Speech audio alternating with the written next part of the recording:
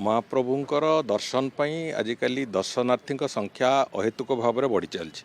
आम गत 2 वर्ष धरिकी आम रथयात्रा टू आरंभ करिकी कार्तिक व्रत हो विभिन्न पर्वपर्वाणी हो नूआवर्ष हो एथिरे लोकंकर दर्शनार्थी संख्या अहेतुक भाव में बहुगुणित भाव में बढ़ी चलती। पूर्व संख्या मान अपेक्षा पूर्व वर्ष अपेक्षा पाखापाखि 3 गुणा 4 गुणा लोक आसुचंती दर्शन करने।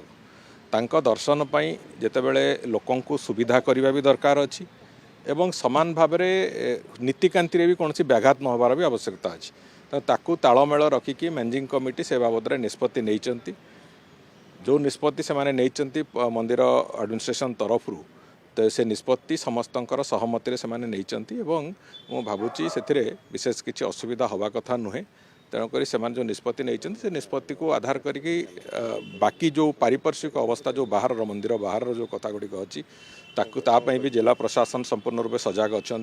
मु भावुची लोक मैंने निश्चित भाव में आसबे और सुरुखुरे दर्शन करके जिबे से भली एक स्थिति करने को आम पक्षर जत्परनास्ति चेष्टा करा देखो दीदी कौन ममता दीदी कौन कहे न कहे से आम कनसर्न नुहे।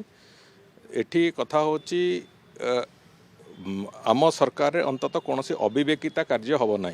आईन दृष्टि जो मैंने आमर नागरिक नुहति तांको देश को डिपोर्ट करार नैतिकता आम निश्चित भाव में देखु अतीत एवं आगामी दिन में देखू।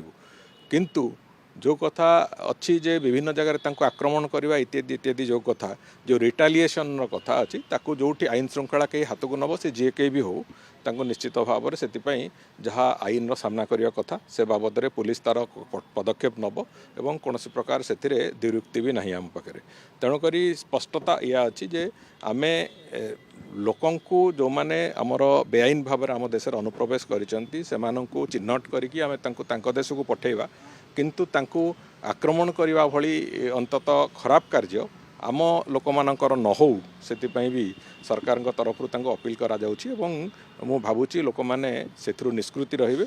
सरकार तांकर जहाँ करबा कथा तांको देश बाहर को छाड़िबा कथा से बाबद भी सरकार कठोरतार सहित निष्पत्ति नैचंती गत दिन रे हेइछि एवं आगामी दिन रे भी हबो।